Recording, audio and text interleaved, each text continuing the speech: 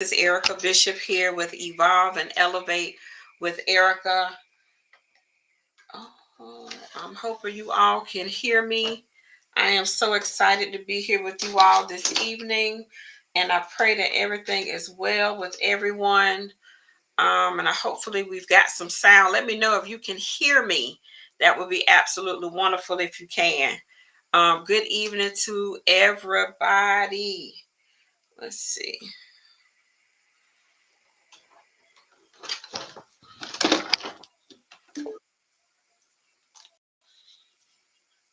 All right, we're coming on strong tonight. Hello, hello. Can you hear me? Can anybody hear me? Perfect. Good. All right. Pastor Sean, welcome. How are you? Good evening, everybody. We're here. So glad to be here with you all tonight. And this is kind of been a journey here, a little bittersweet, I guess you could say, because this is going to be our last show for this year. So I got a new monitor. So y'all, if I'm looking in crazy places, I'm trying to figure out how to do the camera and everything else. Got all kind of stuff going on over here. All right, so thank you all. I just want to say thank you to everyone for being with me on this journey for the last basically 6 months. So we started on Juneteenth of 2023. And when we birthed out Evolve and Elevate with Errica, and now we're on our last show for this year's. We're going to spend time with our family for the next couple of Mondays because Christmas Day is on Monday, and so is New Year's Day. So we're so excited for you all to be here with us. And thank you for taking this journey with me. Now, next year, we're going to resume possibly in January, but definitely in February, because I'm going to spend some time in January doing some coaching and some other things that I have planned for the year. So I definitely want you all to be a part of that. So please go to www.erricabishop.com so that you can be a part of my email list, as I'm going to be sending out a lot of information of all the great things that are happening currently right now behind the scenes. So definitely want you to be a part of that. Definitely want you to be on the email list so that we can keep up with each other. So I thank you all for being here with me. I greatly appreciate all of your support, all the messages that you all sent after the show, sharing how much this has blessed you. And I thank you so much for your encouragement. And I also want to take the time to thank wonderful Alicia Johnson, who started this journey with me and continues to be a part of this journey with me. And I greatly appreciate her so very much for being a part of the journey. And so grateful for her taking the time to help me to birth this out and the time that she has also spent with me. So I also want to thank Pastor Sean, who's taken up the last part of this leg with me on this wonderful night as we're ending up for this year. So Pastor Sean, introduce yourself to the people and come on in, come on in. What's up, good people? As she said, my name is Chandra. Super excited to be here. Grateful for the opportunity. This has been great. It's been a fun time. I'm really proud of Erica and just all of the work that she's put into bringing this platform. It's the one thing that really COVID intensified. Y'all can't talk tonight. One of the things that COVID intensified was this need for a digital mission field. And so thank you so much for starting this and extending an opportunity for people like me to be a part of it. And grateful for these episodes and looking forward to the conversation tonight. Yes, indeed. So again, thank you. How's my sister Tanisha doing? Your beautiful wife. She's feeling better. She is good. She is good. Yeah, she is good. Everybody else stays safe, so it's all good. Jesus is good. Okay, awesome. So I'm glad that she is well.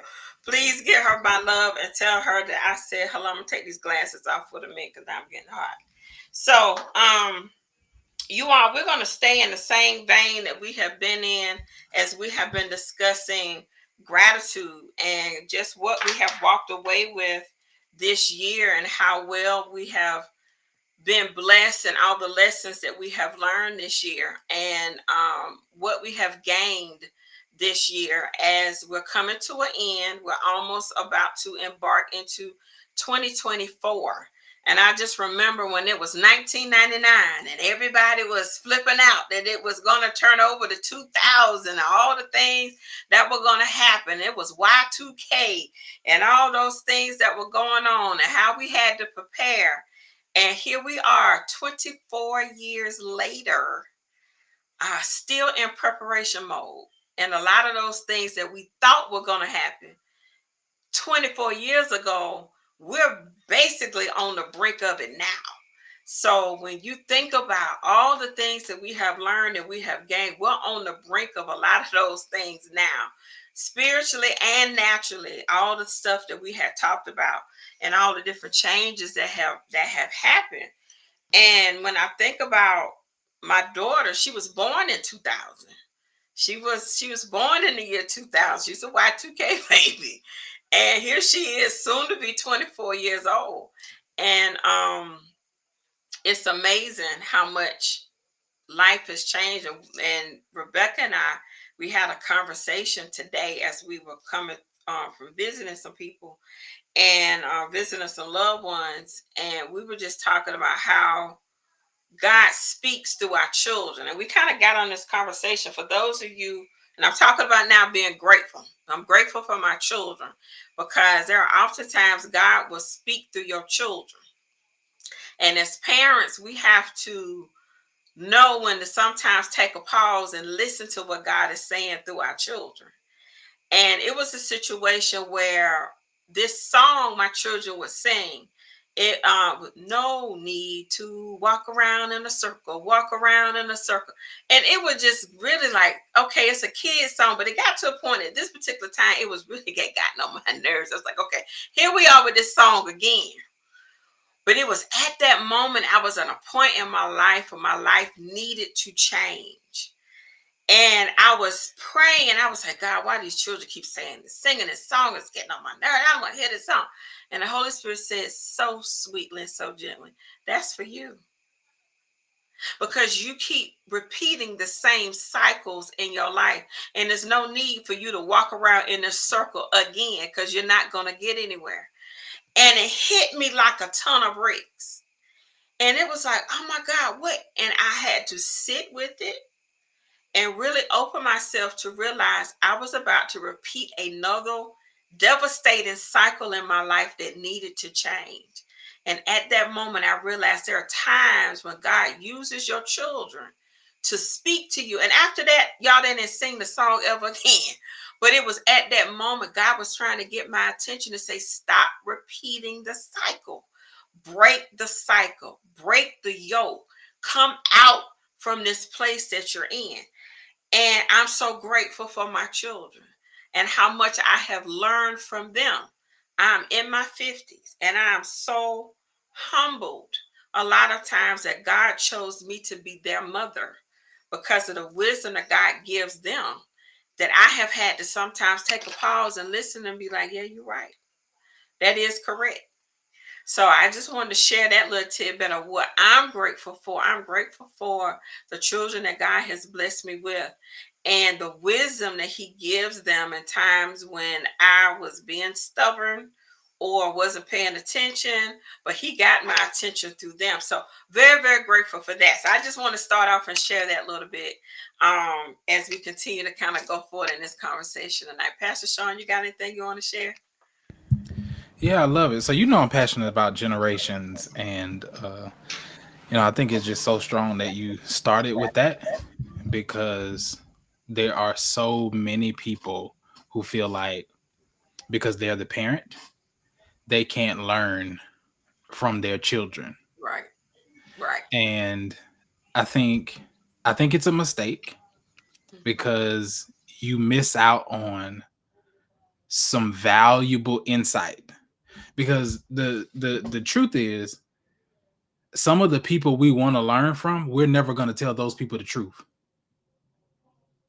So you think about mentors, you think about people who we admire. We're never going to tell those people the truth. So most of the time, those people have to use their gifting, their discernment, there to really get into what's going on. But our kids have such a unique seat in our life, so they get to see the good, the bad, the ugly, everything.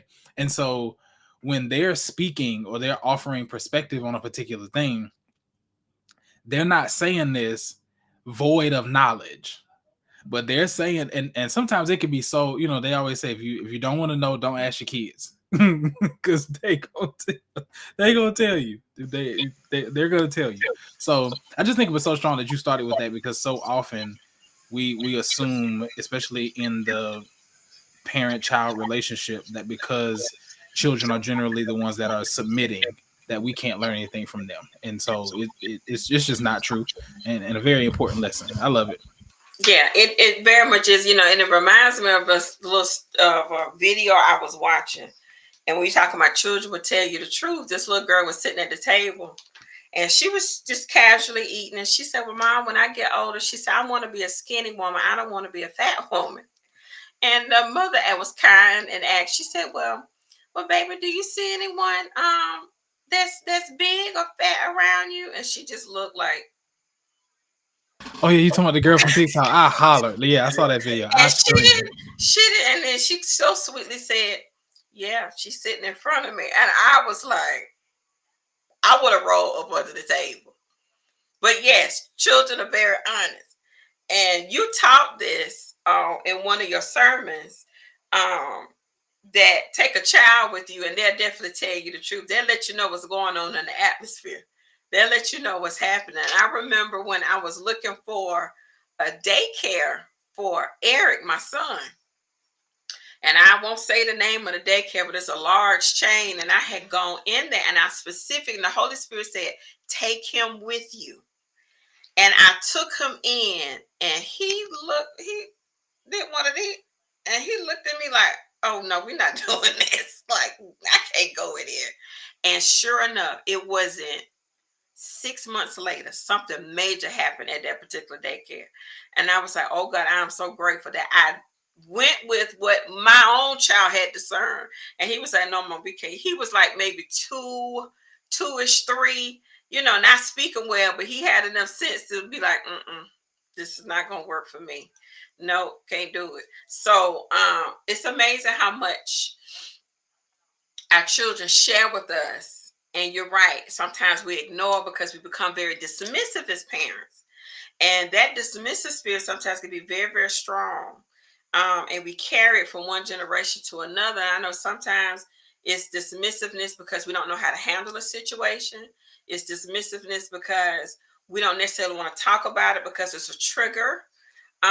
Sometimes it's dismissiveness because it reminds us of something that we don't want to open up and talk about and even revisit, because children will also bring a lot of healing, because our children are also mirrors for us as well. And that's something else I learned as I have watched them grow up. I see my traits. I see their father's traits. And oftentimes it allows you to look at yourself and be like, "Oh God, that's a repeat of myself again." And we have to make sure that we don't smother our children and try to be in that place of control and squeeze out of them. Sometimes those things we're trying to save them from, because we teach them out of our mistakes, but then we also have to teach them out of the things that we did well. Also, we share, and I had to also share this, that we've taken the hit. So I don't want you to have to repeat the same mistake that I've already taken the hit. You don't have to take the hit. And that's why it's good to sometimes share your mistakes. Let them know, "I already took one for the team. Let's bypass this lesson. Let me share the lesson with you that I learned." True enough, your lesson or your learning may be a little bit different, but I'm at least let you be aware of it so that you don't have to repeat it, because I've already taken one for the team. Yeah, that's a very important thing, to be able to lean into. And I was this year I've been leaning a lot into like parenting content, in terms of reading and just those kinds of things. And I was thinking about how many parents don't have a North Star. Oh, that's deep. So, like, we grew up in the context where the goal was to get them to 18, or the goal was to get them Correct. grown. And that's not a North Star. That's not a North Star, because then they get on the other side and they don't know how to be an adult, Hmm. or they get on the other side and they don't value certain things that they need to value if they're going to be a productive citizen in society. And then we begin to see just how we failed to some degree to really guide them in the form of adulthood. Like, my grandmother said something when I was younger that makes a whole lot of sense now. She said, the problem is we spend so much time parenting them to be children, when the reality is they're going to be adults longer than they're ever going to be children. That's good.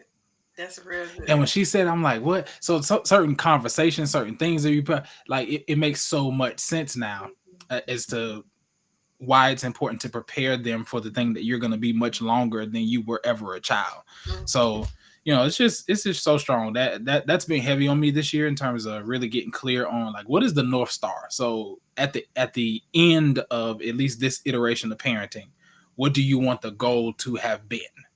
So I was reading his book, and this guy said he and his wife sat down, and their North Star was they wanted their children to want to be around each other, as in the siblings, and them when they no longer had to be.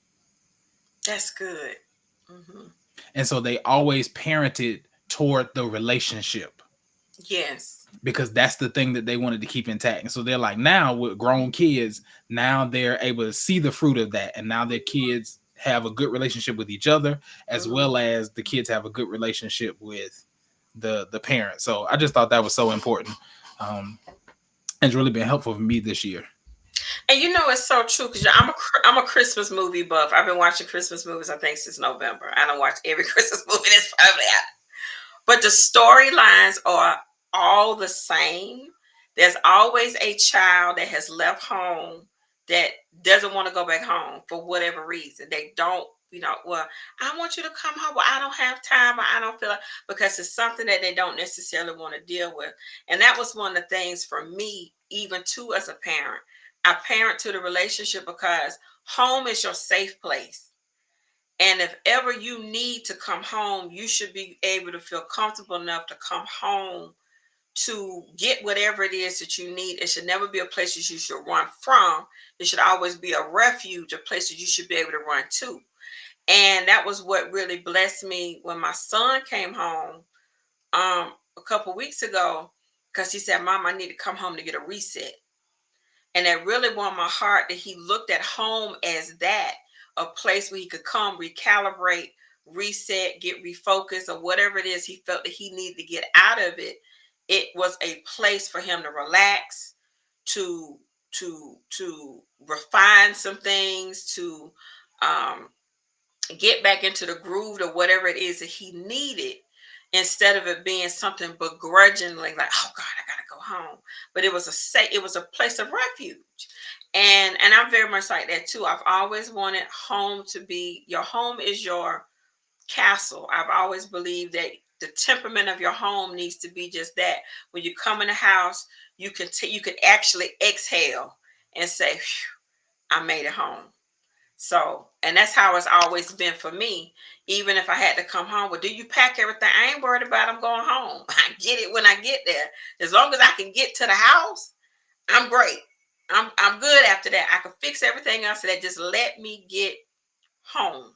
So that's so true and very important. Absolutely. So, what would you say to people who, because in this holiday season, and like you mentioned, there are some people out here. There may be some people watching this right now who don't necessarily have that feeling about home, and so things like the holiday season, where you're going to mama's house, or you're going to grandma's house, or you're going to, and you get to a point where you run out of excuses. It's like, I can't keep telling these people I'm busy. I can't keep telling these people I'm gonna go. At some point, I got to show up. So, how would you encourage people who maybe home isn't a safe place for them. Maybe home is a reminder of a childhood that they want to forget, or people that may have harmed them in some way, shape, or form. How would you encourage those individuals, like in this space of, hey, you may be gathering with your family, but how do Mhm. you navigate that space if home doesn't feel like that for you?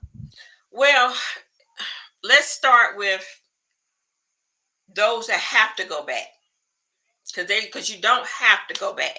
I would never tell anyone to put yourself in harm's way, but for those who do have to visit family, and you may come across someone um, that challenges your level of comfort. I'm gonna put it that way. Um, you do have to have a plan in place, because you do know that you may or may not see that individual. And I think sometimes, are you ready to even visit a conversation that may be needed? Because is it one, a place that you need to heal and is keeping you stagnant from moving forward?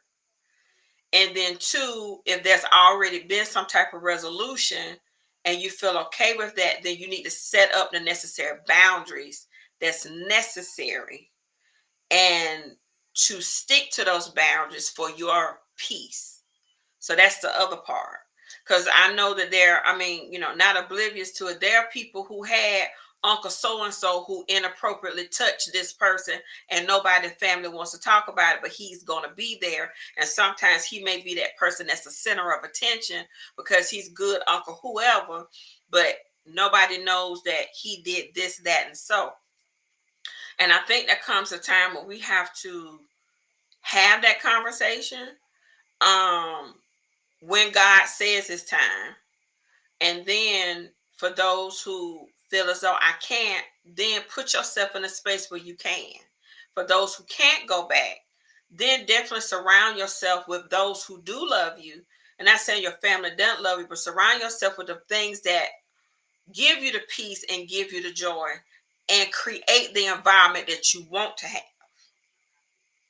So that's very strong. We have to learn that we can create the environments that we need, that are healthy, that are conducive to what it is and we want, and to make that your new memory or your new tradition. Because you may not be able to go back and fix and be a part of a different atmosphere, but you can create a new atmosphere and invite those parties into that atmosphere that you know are going to be healthy and is going to be the environment that you need. That's so good. That's so strong. I'm glad you said that, because that's, I often say God gives us good friends to cope with bad family. Mm-hmm. Because sometimes, family's the one group of people we don't get to pick. You Like, know. nobody was in the family line. At least if somebody else was in the family line, I missed it. Nobody was in the line saying, "I'll take them." So you end up getting stuck with this group of people, Mm-hmm. and sometimes the situations aren't repairable. Sometimes the Mm-hmm. circumstances are at a point where there's nothing you can do about it, and so you can lean on friends. You can lean on other people that God has put in your life to help you navigate through the season. So, that's so important during this time, because everyone doesn't have the solid family structures. Everyone Mm-hmm. doesn't have the space where they can go home and be safe. But even if you can't, we're grateful that God makes up the difference just with other people that we come across, co-workers and just all kinds of people who take us in and who help us to navigate through these times and seasons. So yeah, I love it. And if you're ever in a situation too where you may not, some people don't have anybody. They don't necessarily have close friends. They don't necessarily have close family. Maybe in a new place that they don't have a lot of coworkers or what have you. Go and serve somebody else. Go to the shelter, serve the dinner on Christmas Day or whatever it is, you know. And I find that also, and a lot of times, brings so much more love because of the gratitude that comes with it when you put yourself in a position to serve and to bless other people. And when I tell you, you can find yourself being blessed in some of the most unusual places. And in those times when I have been in a place to serve, is when I have had some of the most beautiful lessons, most wonderful stories, and met some of the best friends. is in those times when I've been serving others. So that's another wonderful thing to do, especially the time in a year time of this time of the year, is to just spend a lot of time serving. Absolutely, because it helps to give you it helps you give it helps to give you perspective, Mm-hmm. because sometimes we can get so fixed on what we have and what we don't have, and it takes getting an opportunity to really be around others who may have a different set of challenges than the ones that we have, to help us to really put life and the things that matter into perspective. So even just looking around, like some of the things as I've gotten older and gotten around different people, some of the stuff that I despised or took for granted growing up, I am so grateful for now. Like even in church, I remember, just being a church kid and hating it and not wanting to go to church all the time and not wanting to. And then I got older and I listened to some of the stories of my friends and the kinds of harsh church environments that they grew up in. And I am like, God, I thank you. Like my church wasn't perfect, but Lord, I thank you that some of the things that some people had to endure, Mm-hmm. sometimes you don't you're not grateful for what you had until you get exposed to some of the other Right. realities that are out there. So Mm-hmm. serving is absolutely one of the most important things. So even, I think for me, in terms of gratitude, I am I am grateful for my pastor. Like, especially this year, I am great. I'll tell him all the time. I started preaching when I was a teenager, and I was a lot. Okay, I Not was a lot. I was a lot. Um, and but he took a chance on me, and he's walked with me all throughout those times and those seasons.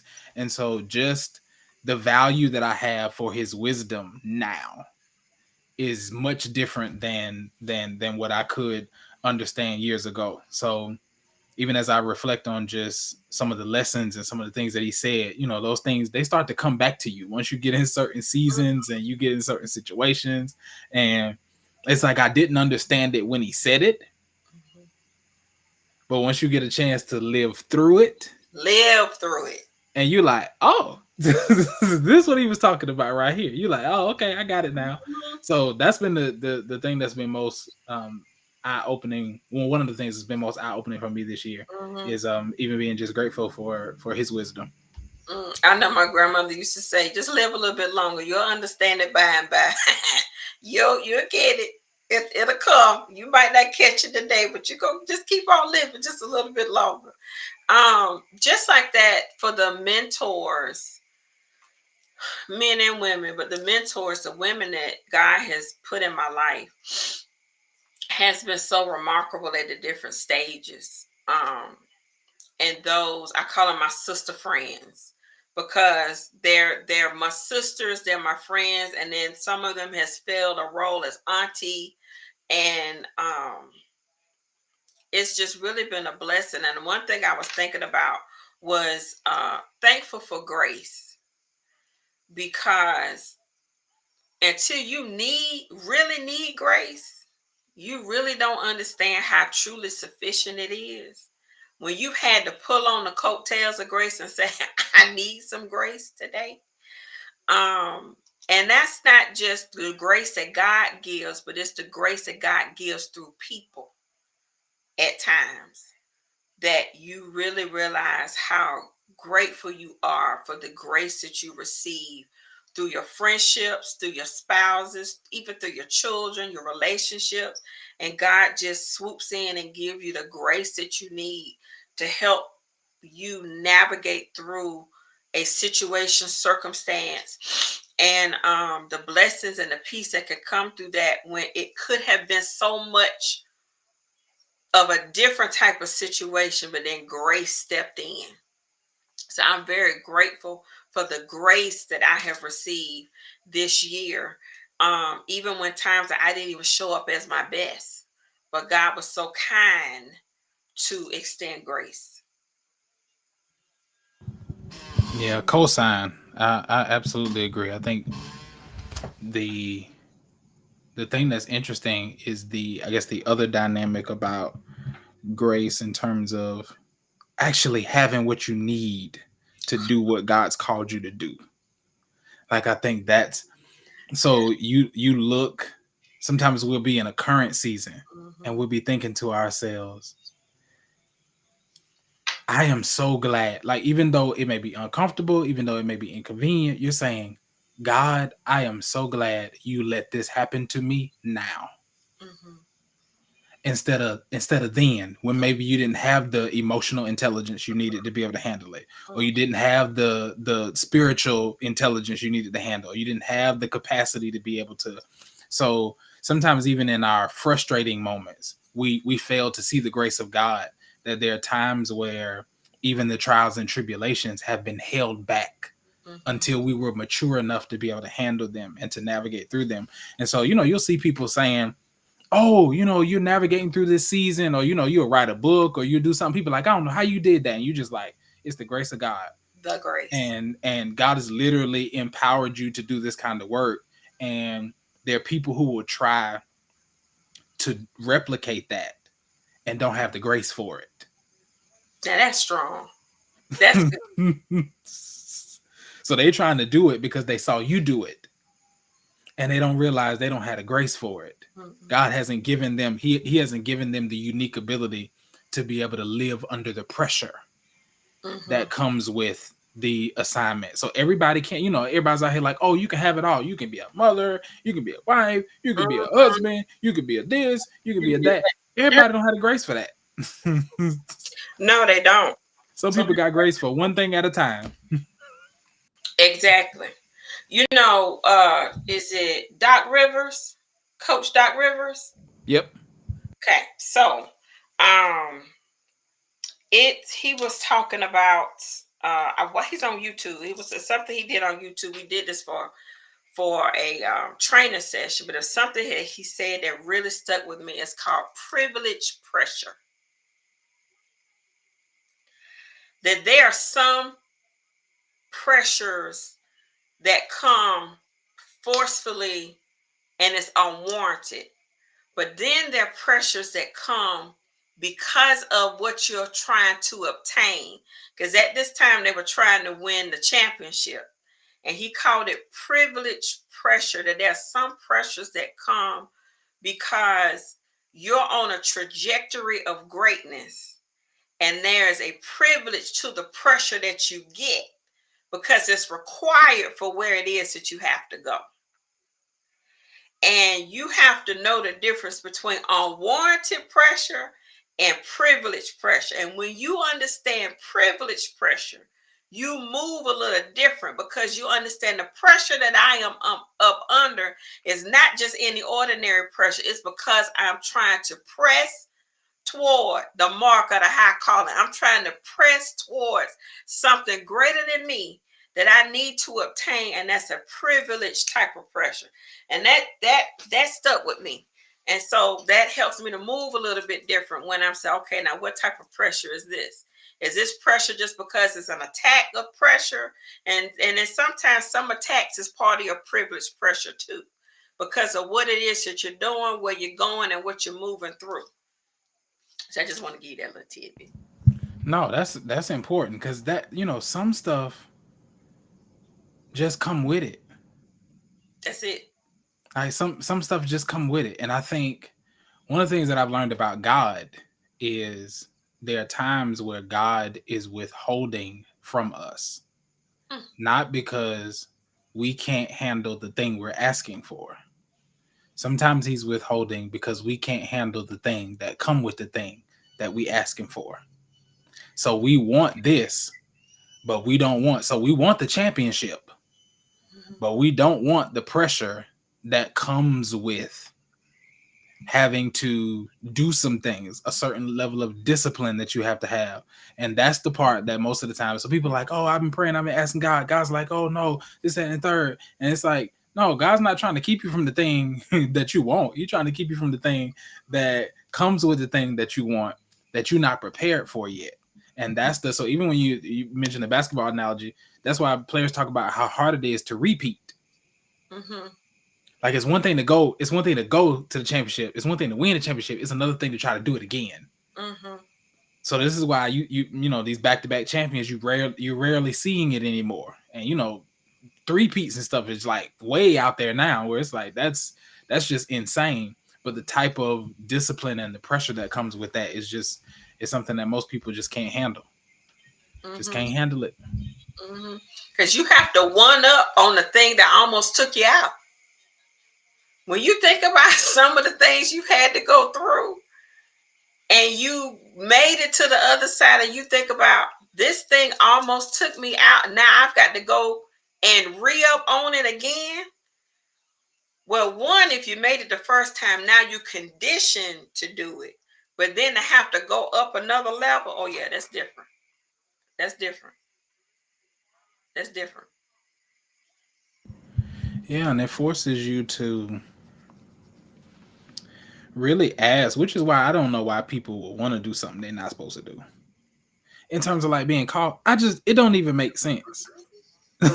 Like why would Ask you for something like that. Yeah. why would you even want that?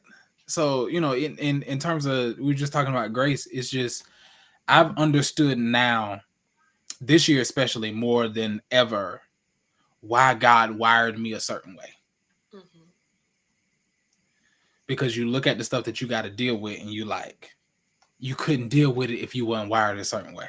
Mhm. And so there are people at times where we're in seasons where our personality, our temperament, certain things just don't make sense to us. And Mhm. we might be in a season where it feels like a disadvantage. Mhm. And it's like, no, God wired you that way for a reason. Now, usually when we talk about purpose, we always talk about open doors and all this other stuff. And we don't think that God is so sovereign as to your personality, Mhm. as to the things that make you tick, as Mhm. to the things that, like, he is so intentional about all of that. Mhm. And it is for us to ultimately accomplish the purpose that he has for us. But we just got to live. We got to live long enough to get to the season where stuff like that starts to make sense. And that's why the self-awareness piece is so important, because in that place of awareness, you know what's for you and what's not for you. And you won't waver and find yourself in this place vacillating between what's good and what I should do and what I shouldn't do, because that's not for me. Because I understand myself enough and aware enough to know, yes, I need to grow in this space. So that's for me. That's going to be a challenge. And I know how I need to harness that, versus that's just straight not what I'm supposed to be doing at all. Like, that's not for me. So when I think about one of the first things, let's take church for instance.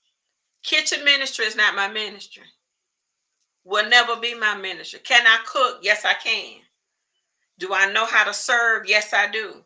But working with people in the kitchen, that's not my ministry. I knew that early on. That was not my ministry. No, sorry. We're not going to do that. Now, the other things that I knew that were, but kitchen ministry was not one of the ministries. Mm-mm. Can't do it. So I got a question for you with that.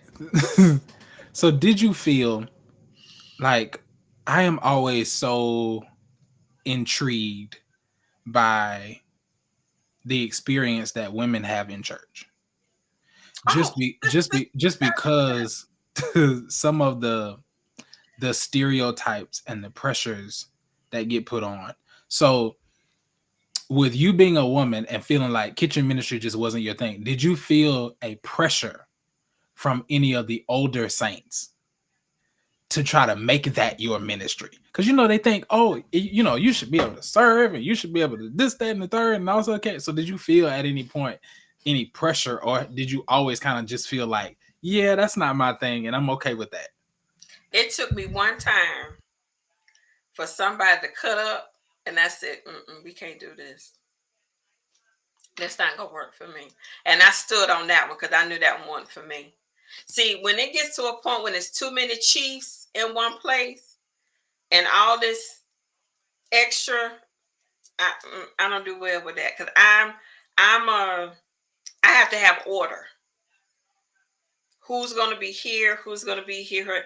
Now, the operational side, I can get you to where you need to be. I can organize people, get them straight, set them up. This is how it's supposed to be. Hey, I get your agenda put together, and I'll let you execute the kitchen ministry. I can tell you who need to be in the kitchen.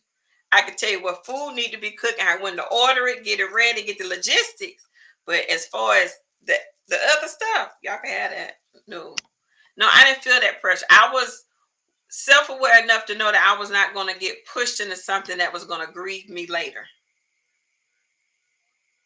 Wait. Say it one more time. Say it again.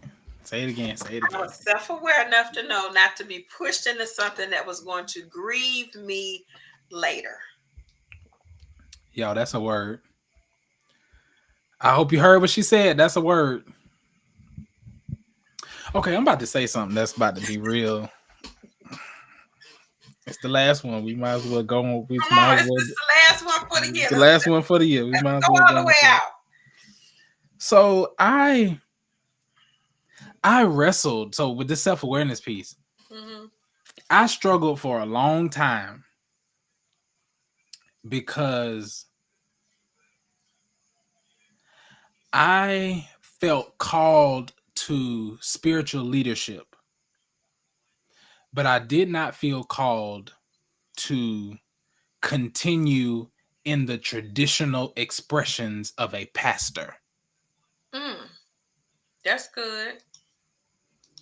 So, and this is if it's weird almost because I didn't know how to navigate it. So for a long time, I wondered if I was supposed to be doing that. So the way in the church, especially the African American church, in the way it's structured and the hierarchy is the pastor also doubles as the organizational leader. Now, Mm-hmm. I think some pastors shouldn't be organizational leaders because, Mm-hmm. you know, I wouldn't let some of them lead the line, let alone, let alone lead a church. Mm-hmm. But I, I always felt a much stronger sense of the organizational leader side than I've felt of the traditional expressions of the pastor side. Mm-hmm. So, I'm more of a content guy. I like to write, I like to create, I like to put together things so that people can understand and I didn't always see space for that in the traditional expressions of the pastors. The Mm-hmm. way I saw pastoring traditionally expressed, it was hospital visits and all kind of a bunch of stuff that I'm like, yeah, I can't. Like anybody who know me, I can be in the hospital for about 20 minutes and then I got to go.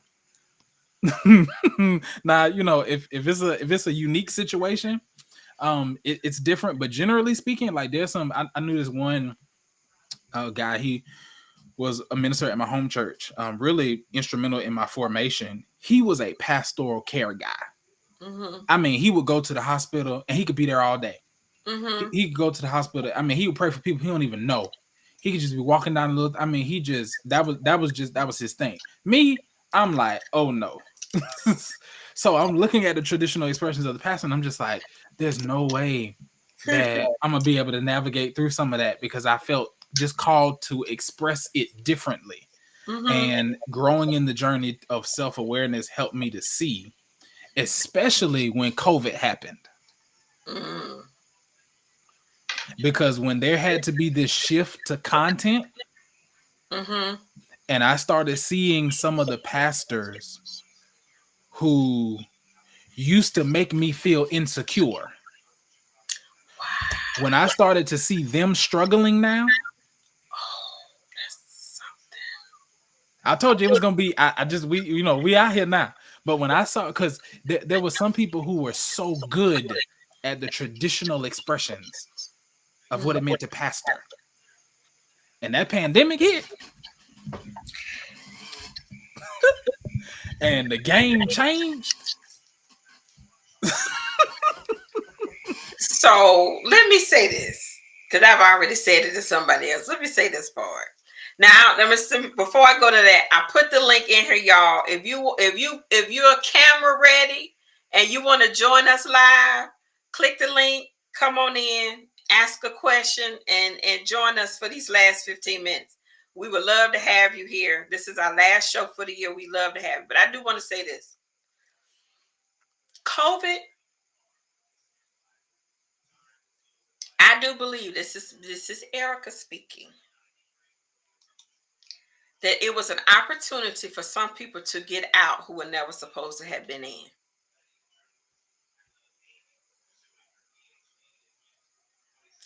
He gave amnesty. I believe God gave amnesty for some people who started things out of hurt, started things out of time, because we've seen those that have started because I think I should be and you won't bless it. I'm going to go ahead and do it anyway. Out of legacy, out of just because I want to do it because just a quick way to make some money.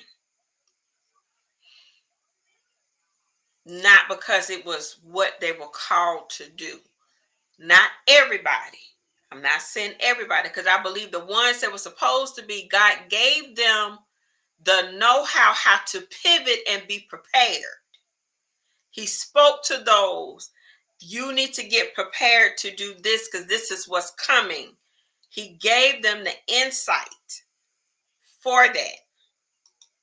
But for those that were not ever supposed to have been there, I believe God was giving grace and amnesty to say, now is your time to get out.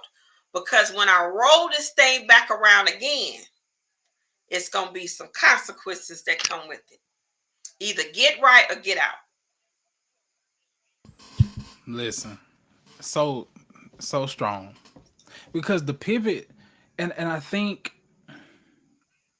one of the things that I don't know if I still don't know if people really picked up on, like the pivot wasn't just technology.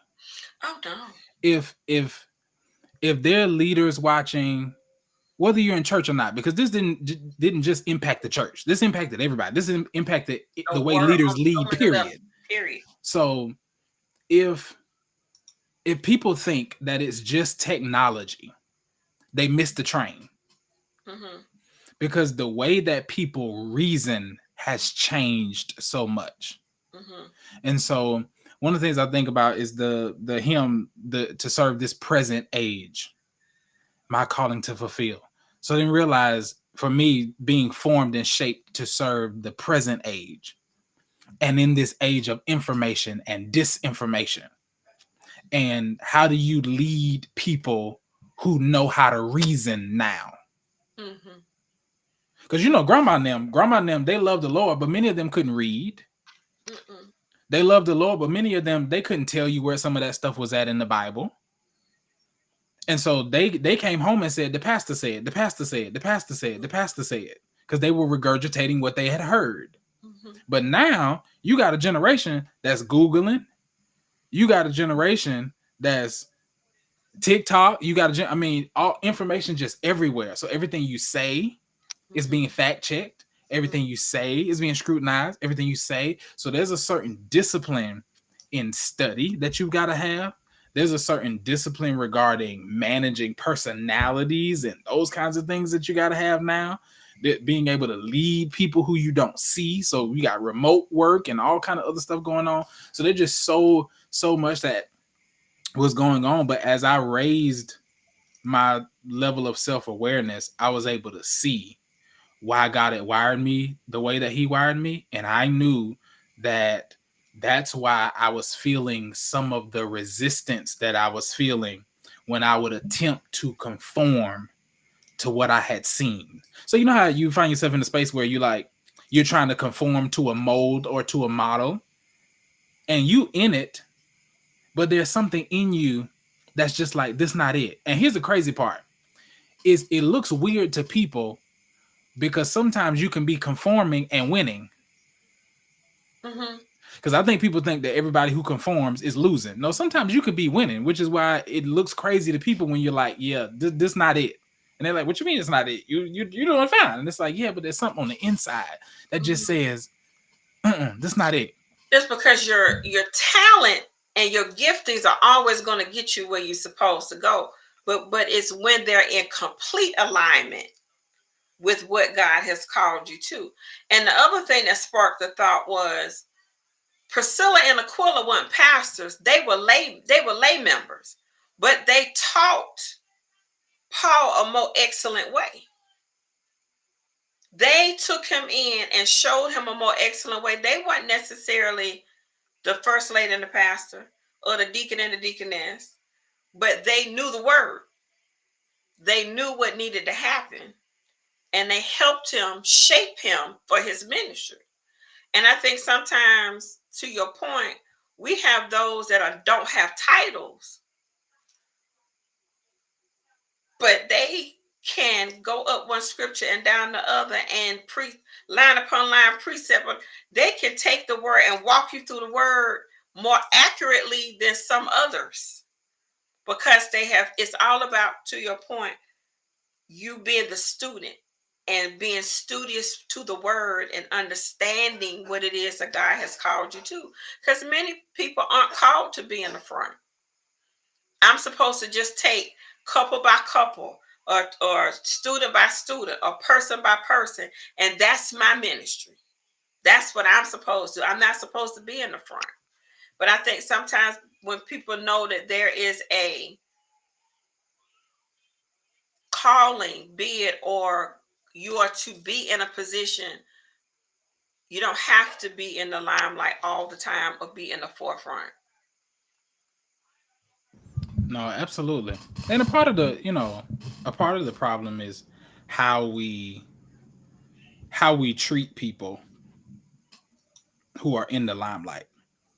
So whether it be in organizations, whether it be in churches, whether it be, there's a certain glorification that we attach to people who occupy certain spaces.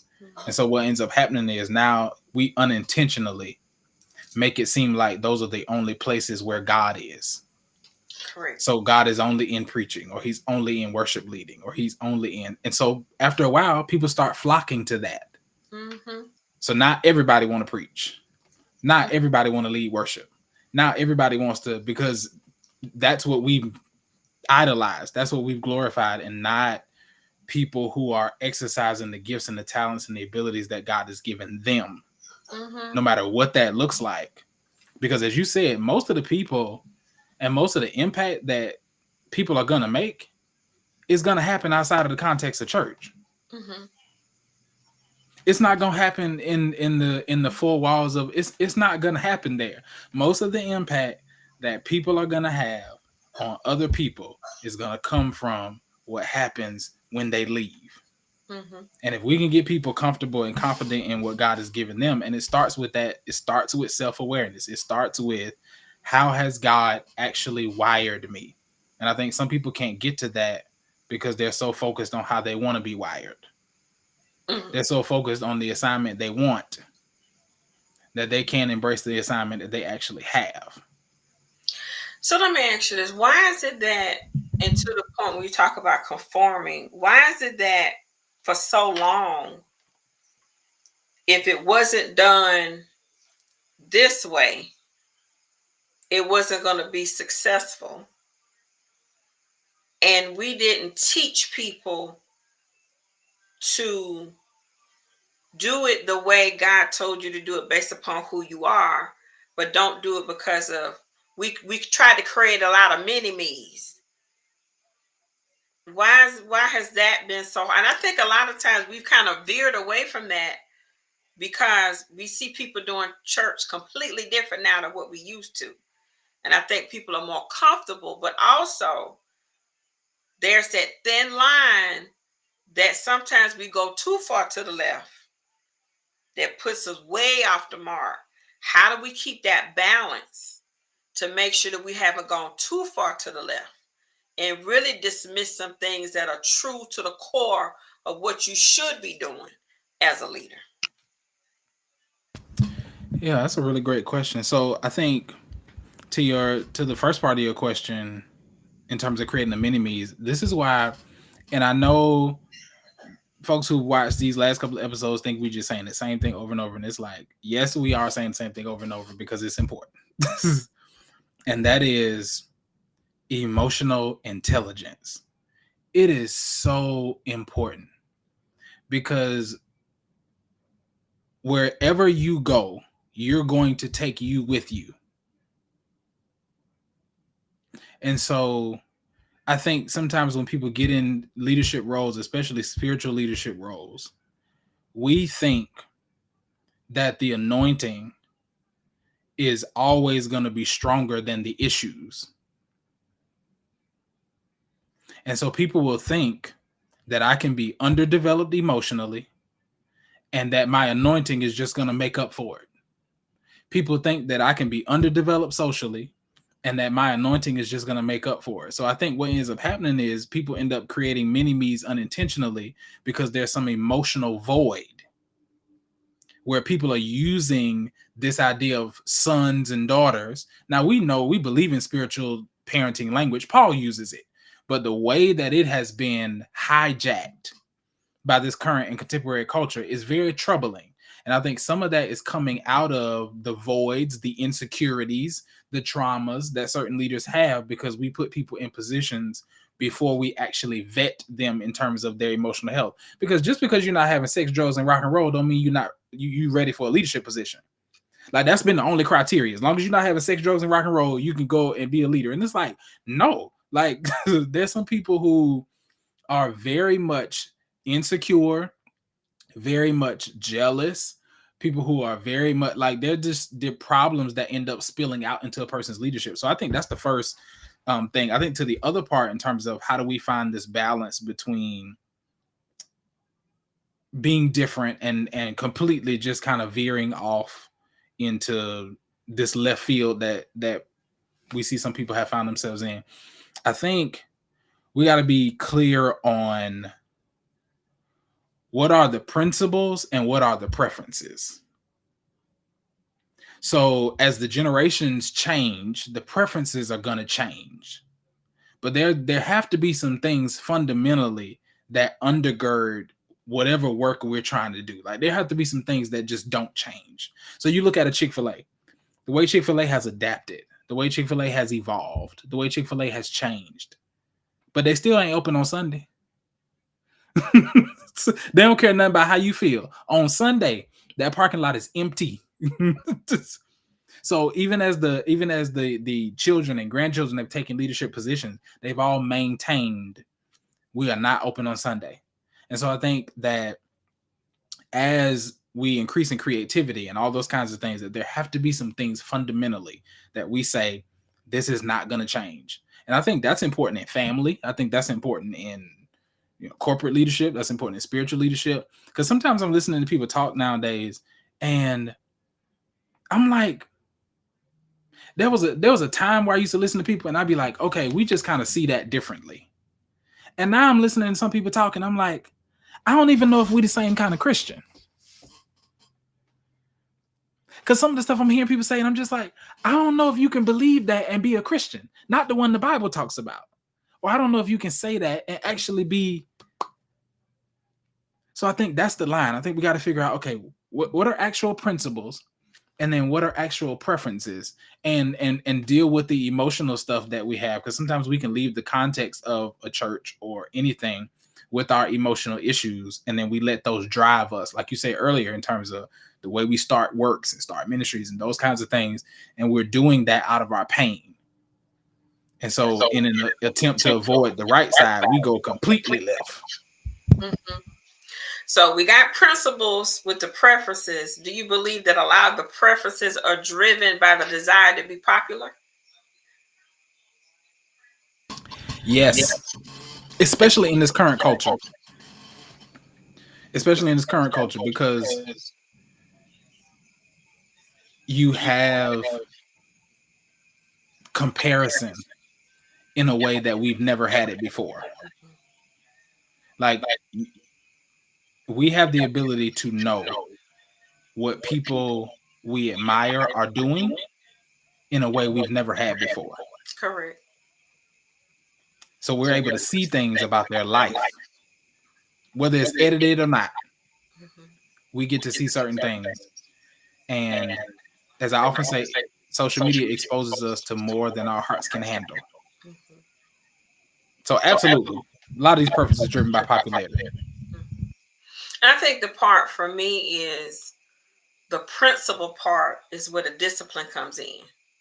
Those things that are core to the structure and the things that have to be consistent in your lives to make sure that when the preferences try to outweigh the principles, you don't veer too far from where it is that you're supposed to be to stay in alignment of where it is you're supposed to be. So as we're kind of up on our time, and I know this has been a great conversation. And again, you all, this is our last show for the year. Please make sure, I'm going to make sure I type this in. Go to erricabishop.com and join the email list because I want to make sure that you all are connected with me for the things that are coming up for next year. And I don't want you to not be on the email list when stuff comes out. Of course, I'll still probably be posting a few things, but I definitely want to make sure that you're on the email list for when it comes out. Make sure you go to erricabishop.com um, to stay on the email list. So before we go, and I thank you again for being here. Um, Also, thank you to Team Childs that had been a part this past year. And we'll definitely be back again. So February is definitely going to be for the month of February. I've already had the topic because we had talked about it. Love Then, Love Now will air in February. So get ready because I'm looking for my couples. I'm looking for my singles. I'm looking for my divorced people. I'm looking for my married again people for Love Then, Love Now. So that is going to be coming in February. And if you want to be a part of that and you have a story, make sure you go to my website, send me a note, hit me up in my DMs because I definitely want you to be a part of that conversation. That's going to be a great conversation starting in the month of February. But before we go, Pastor Sean, what parting words would you leave for those as we're going into Christmas, going into the new year, that you would want to share with the audience tonight? Um, I think the most important thing that I would share with people is something that we talked about a few episodes ago, and that's the importance of being present. Mm-hmm. So, as we navigate through this holiday season, it is so easy to fix our minds on the things that are to come. So it's easy to be in Christmas thinking about the new year, what I'm gonna do in January, and it's like just be in the moment, just be present. And so that would be my encouragement. So whatever season of life you're in, just be present and enjoy the season that you're in, even if the season is not enjoyable. Because the one thing we know that every season that we go through, there are lessons that we're supposed to get. And sometimes we can be so fixed on getting out that we miss the lesson. And if we miss the lesson, we're gonna have to repeat Mm-hmm. the season. And so we want to make sure that we get the lesson. So as you enjoy family and friends and those kinds of things, we all know life is short. And so there are people that we get to celebrate with and be with that we may not always be with. And so just take the time to be present. Take the time to be present and continue to tap into platforms like this. Platforms that encourage you to think, and platforms that encourage you to talk about your issues, and platforms that encourage you to grow. So that would be my admonishment. Just be present and continue to tap in with these kinds of platforms. All right. Thank you so much. And I think the one thing that I would want to share is, in addition to being present, is stop shrinking in order to keep other people from being offended about your growth. Give yourself permission to evolve. Give yourself permission to elevate. Give yourself permission to be the best you that you can be. And yes, are there going to be some people that's going to be offended by your growth? It is, and that's okay. They can grow up too. But give yourself permission to shine and do it unapologetically, and have the audacity to be authentic. You all, that's our time. We greatly appreciate you for being here with us. We pray it was as good for you as it was for us. Thank you for being a part of Evolve and Elevate with Errica this year. We will be back with you next year. Stay connected. We thank you all for all of your love, support. We greatly appreciate you, and we will see you on the other side in 2024. You all be blessed.